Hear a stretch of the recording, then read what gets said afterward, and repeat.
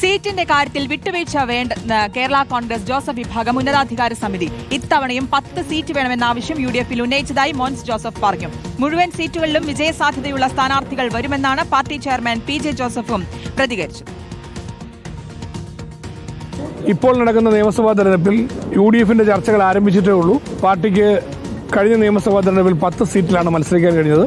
പാർട്ടിക്ക് ലഭിച്ചിട്ടുള്ള 10 സീറ്റും കേരള കോൺഗ്രസ് പാർട്ടിക്ക് ലഭിക്കണം എന്ന ആവശ്യം UDF യോഗത്തിൽ പാർട്ടി ഉന്നയിച്ചിട്ടുണ്ട്. ഇതുവരെ കോൺഗ്രസ് നേതൃത്വത്തിൽപ്പെട്ട നേതാക്കൾ ആരും ഏതെങ്കിലും ഒരു സീറ്റ് പോലും ഏറ്റെടുക്കുന്നതിനെ കുറിച്ച് പ്രധാനപ്പെട്ട ചർച്ചകളിൽ പങ്കെടുക്കുന്ന നേതാക്കൾ ആരും പ്രതികരിച്ചിട്ടില്ല. ഐക്യ ജനാധിപത്യ മുന്നണിയെ വിജയിപ്പിക്കുക, VD സതീശൻ പ്രതിപക്ഷ നേതാവിൻ്റെ ജാഥ വിജയിപ്പിക്കുക, ഐക്യ ജനാധിപത്യ മുന്നണിയുടെ വിജയത്തിന് വേണ്ടി ഒറ്റക്കെട്ടായി പ്രവർത്തിക്കാൻ തീരുമാനിച്ചു. ജയസാധ്യതയുള്ള സ്ഥാനാർത്ഥികളെ മാത്രമേ നിർത്തൂ. അഖിൽ കെയുടെ വിവരങ്ങൾ നൽകാൻ. അഖിൽ, കഴിഞ്ഞ തവണ മത്സരിച്ച പോലെ 10 സീറ്റുകൾ വേണമെന്നുള്ളത് ഇപ്പോൾ ഈ ഹൈപവർ കമ്മിറ്റി യോഗത്തിന് മുൻപ് തന്നെ എടുത്തൊരു തീരുമാനം തന്നെയായിരുന്നു. അതിലിപ്പോൾ തീരുമാനം വരുമ്പോഴും അങ്ങനെ ഒരു വിട്ടുവീഴ്ചയും വേണ്ട എന്ന രീതിയിലേക്ക് തന്നെയാണ് കേരള കോൺഗ്രസ് ജോസഫ് വിഭാഗം എത്തുന്നതല്ലേ? ശ്രുതി, തീർച്ചയായും അത് തന്നെയാണ് ഇന്ന് പ്രധാനപ്പെട്ട മുതിർന്ന നേതാക്കളടക്കം ഈ യോഗത്തിലും ആ കാര്യങ്ങൾ തന്നെയാണ് ഉന്നയിച്ചത്. അതായത് ഏറ്റവും പ്രധാനമായി ഒരു ചൂണ്ടിക്കാണിക്കുന്ന പ്രശ്നം എന്ന് പറയുന്നത് വിജയസാധ്യത അല്ലെങ്കിൽ വിജയ ശതമാനം അത് കോൺഗ്രസിന്റെയും കേരള കോൺഗ്രസിന്റെയും ഒക്കെ തുല്യമാണ്. കാരണം കഴിഞ്ഞ 93 സീറ്റുകളിൽ കോൺഗ്രസ് മത്സരിച്ച് 21 ഇടങ്ങളിലാണ് വിജയിക്കാൻ കഴിഞ്ഞത്. അവർക്കും ഏകദേശം 20% വിജയമേ ഉള്ളത്. മത്സര സീറ്റുകളുടെയും ജയസാധ്യത കണക്കുമ്പോൾ 20% ഉള്ളൂ.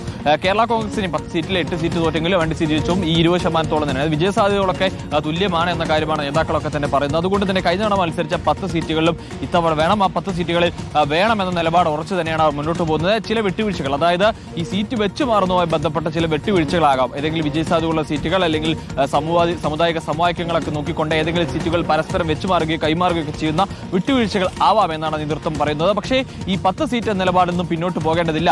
ആ 10 സീറ്റ് നമുക്ക് നിർബന്ധമായി ലഭിക്കണമെന്ന കാര്യം തന്നെയാണ് പല മുതിർന്ന നേതാക്കളടക്കം ഈ യോഗത്തിൽ ഉന്നയിച്ചത്.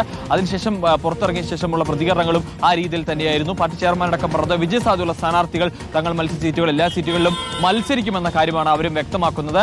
പക്ഷേ ഇതിൽ UDF-ന്റെ തീരുമാനം എന്തായിരിക്കും എന്നുള്ളതാണ് ഏറ്റവും പ്രധാനപ്പെട്ട കാര്യം. പലതരത്തിലുള്ള ചർച്ചകൾ നടക്കുന്നുണ്ട്.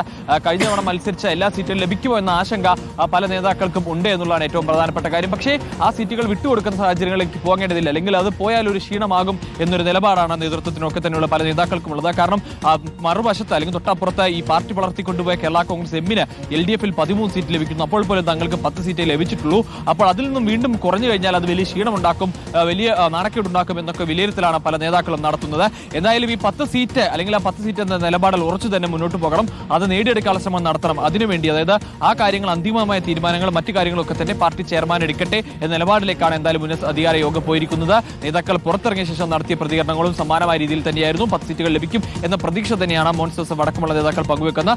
ഈ നിലവിൽ ഇപ്പോൾ അത്തരത്തിൽ സാഹചര്യം അല്ലെങ്കിൽ മാധ്യമങ്ങളിൽ വരുന്ന വാർത്തകൾ, ഈ സീറ്റ് ഏറ്റെടുക്കുമെന്ന തരത്തിൽ വരുന്ന വാർത്തകളൊക്കെ തന്നെ മാധ്യമ സൃഷ്ടിയാണ് എന്നുള്ളത് മാത്രമാണ്. നേതൃത്വത്തിൽ നിന്നും കോൺഗ്രസ് നേതൃത്വത്തിലോ അല്ലെങ്കിൽ UDF-ൽ നിന്നോ അത്തരത്തിലൊരു നീക്കുപോക്ക് അല്ലെങ്കിൽ നീക്കം ഇതുവരെ തങ്ങളോട് ഉണ്ടായിട്ടില്ല എന്നുള്ള കാര്യമാണ് അവർ വ്യക്തമാക്കുന്നത്. ശ്രുതി.